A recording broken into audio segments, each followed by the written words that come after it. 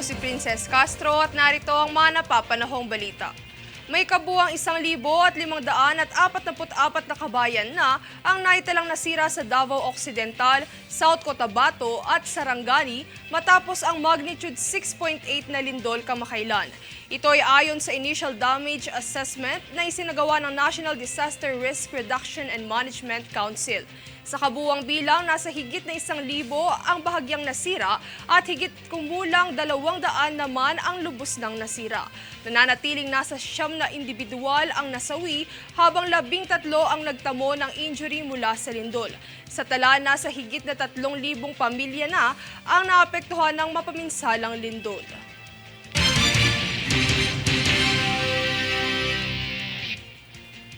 Dahil akusado sa kasong may kaukulan sa sexual abuse, inaresto ng Bureau of Immigration ang Amerikanong dayuhan at hinatulang hindi na maaaring makabalik muli sa Pilipinas. Tunghayan ang balitang dala ni Jade Buhoy. Sa Ninoy Aquino International Airport, inaresto ng Bureau of Immigration o BI ang dayuhang Amerikano matapos nitong madawit sa kaso ng sexual abuse.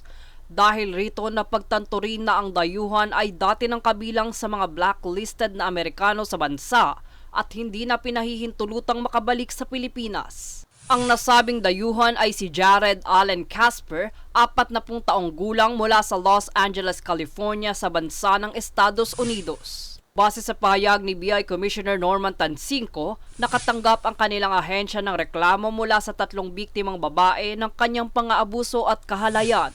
Samantala, iniulat na ng BI Border Control and Intelligence Unit ang nasabing pag-aaresto sa Amerikano dahil matagal na itong blacklisted at nasa listahan na ng mga registered sex offender.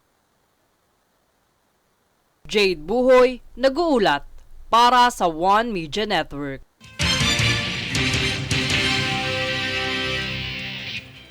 Sa pagsisikap na isulong ang kooperasyong pangrehiyon at higit na mapabuti ang interoperability, ang Armed Forces of the Philippines o AFP at ang US Indo-Pacific Commando US Indo-PACOM ay nagsimula ng isagawa ang Maritime Cooperative Activity o MCA noong ika-21 ng Nobyembre at tatakbo hanggang ika-23 ng Nobyembre.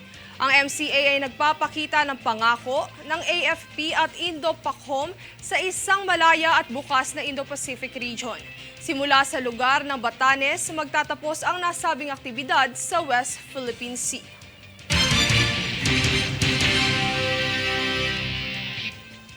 Kami ang boses ng pagbabago. Ako si Princess Castro at ito ang News Force. Sa ulo ng mga balita. Huling araw ng tigil pasada ng piston, sinabayan ng pagsisimula ng strike ng grupong Manibela. Higit 700 individual na iulat na sugatan matapos ang 6.8 magnitude na lindol sa Davao Occidental. DA, layong palakasin ang sektor ng agrikultura sa kabila ng banta ng climate change. LTO, sinimulan na ang panghuhuli sa mga hindi rehistradong motorsiklo. Halal cuisine ng Mindanao, isinulong ng Pilipinas sa foreign market. BI, inaresto ang mga Amerikanong blacklisted sa bansa. Patas at pantay na balita, komprehensibong ulat para sa pulso ng masa. Ito ang News Force.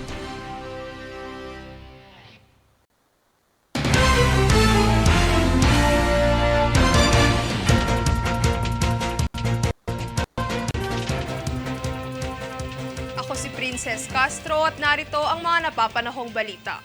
Hinihimok ng gobyerno ng Pilipinas ang mga Muslim at non-Muslim na magtungo sa Mindanao at matikman ang ilan sa mga pagkain nito bilang bahagi ng pinaigting na kampanya para sa halal cuisine. Inorganisa ng Department of Tourism o DOT kamakailan ang Bismillah, an Evening of Faith, Love and the Flavors of Mindanao sa Dusit Thani Hotel sa Makati City bilang bahagi ng patuloy na kampanya ng halal tourism. Ilang mga kinatawa ng embahada ang dumalo, kabilang ang mga panauhin mula sa Malaysia, Brunei, Pakistan, Egypt, Netherlands at Russia. Ayon kay Tourism Secretary Cristina Fresco, layunin ng mga programa na maging launchpad upang makilala ng mga dayuhang turista ang Mindanao bilang isang umuunlad na Asian culinary destination sa pamamagitan ng kanilang mga embahada.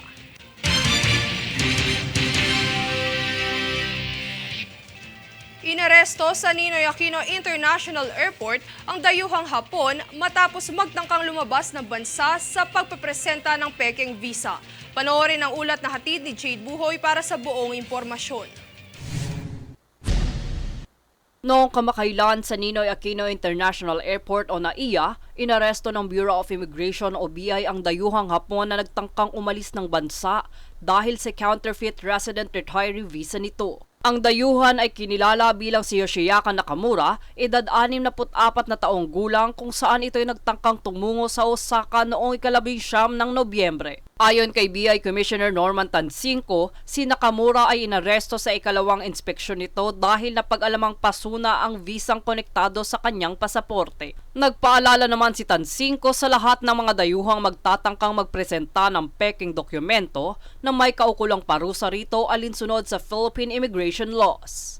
Bukod pa riyan, kanya ring sinigurado na poprotektahan ng ahensya ang immigration system sa sinumang magtangkang sumalungat rito. Sa kasalukuyan, ang arestadong dayuhan ay nasa BI Warden Facility para sa kanyang nalalabing proseso ng deportasyon.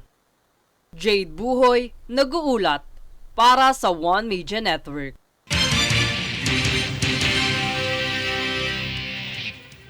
Binigyang diin ni Department of Interior and Local Government o DILG Secretary Benjamin Benhur Abalos Jr.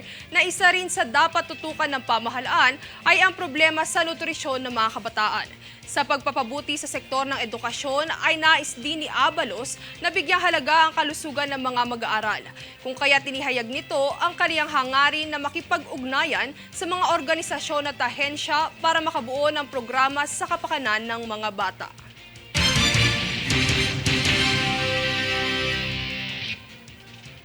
Kami ang boses ng pagbabago. Ako si Princess Castro at ito ang News Force. Sa ulo ng mga balita. Huling araw ng tigil pasada ng piston, sinabayan ng pagsisimula ng strike ng grupong Manibela. Higit 700 individual na iulat na sugatan matapos ang 6.8 magnitude na lindol sa Davao Occidental. DA, layong palakasin ang sektor ng agrikultura sa kabila ng banta ng climate change. LTO, sinimulan na ang panghuhuli sa mga hindi rehistradong motorsiklo. Halal cuisine ng Mindanao, isinulong ng Pilipinas sa foreign market. BI, inaresto ang mga Amerikanong blacklisted sa bansa. Patas at pantay na balita, komprehensibong ulat para sa pulso ng masa. Ito ang News Force.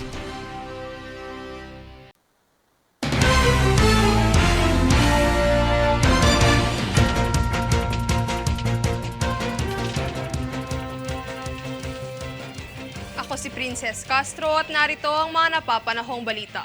Sumang-ayon ang mga miyembro ng komite na magbigay ng 500 milyong pisong paunang pondo para sa unnumbered substitute bill ng industriya ng kape na inaprubahan ng Kongreso kahapon ika-21 ng Nobyembre. Ang panukalang batas na ito ay naglalayong magtatag ng isang pambansang programa para sa pagpapaunlad ng Philippine coffee industry at paglikha para sa layunin ng Philippine Coffee Council. Ang pagpupulong ay pinamumunuan ni House of Representatives Committee on Agriculture and Food at Quezon Representative Wilfredo Mark Enverga, kung saan isa siya sa lubos na naniniwala sa potensyal ng industriya ng kape at ang benepisyo nito sa mga magsasaka, processor, mga ngalakal, mamimili at iba pang mga kasosyo sa industriya.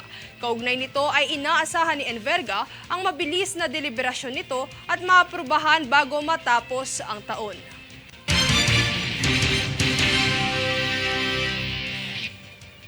Patuloy pa rin ang pakikipag-ugnayan at pagsasanib puwersa ng iba't ibang ahensya ng gobyerno para sa mga aksyong pagtugon sa naganap na lindol kamakailan. Tunghayan ang kabuuang ulat.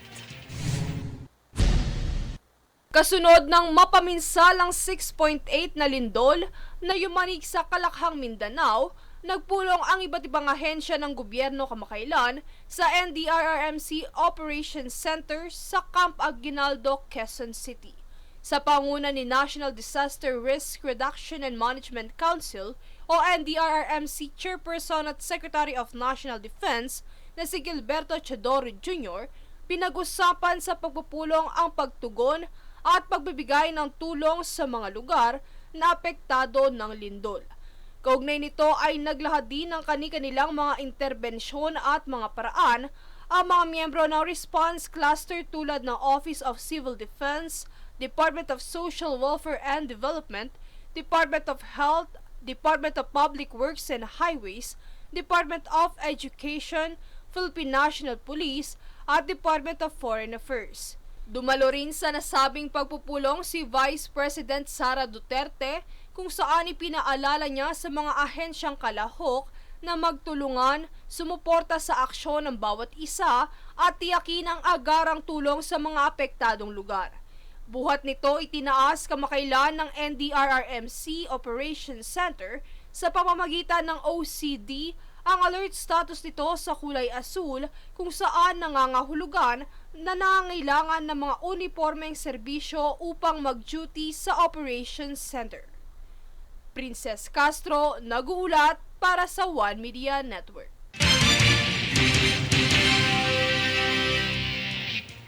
Bilang hakbang patungo sa pagsukpo ng tumitinding epekto ng climate change sa daigdig, layunin ng Department of Agriculture o DA na palakasin ang sektor na mamagsasaka at mangingisda sa bansa.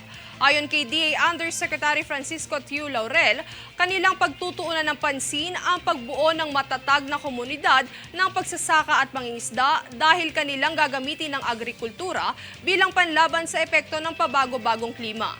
Aniya, ang pagtukoy sa issue ng climate change ay nangangailangan ng matinding pansin at konkretong aksyon. Ito ay upang mapatupad ang mahakbangin sa iba't ibang sektor, partikular na sa pagpuproduce ng makakain.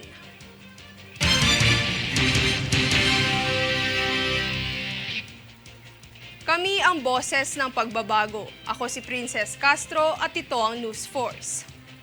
Sa ulo ng mga balita. Huling araw ng tigil pasada ng piston, sinabayan ng pagsisimula ng strike ng grupong Manibela. Higit 700 individual na iulat na sugatan matapos ang 6.8 magnitude na lindol sa Davao Occidental. DA, layong palakasin ang sektor ng agrikultura sa kabila ng banta ng climate change. LTO, sinimulan na ang panghuhuli sa mga hindi rehistradong motorsiklo. Halal cuisine ng Mindanao, isinulong ng Pilipinas sa foreign market. BI, inaresto ang mga Amerikanong blacklisted sa bansa.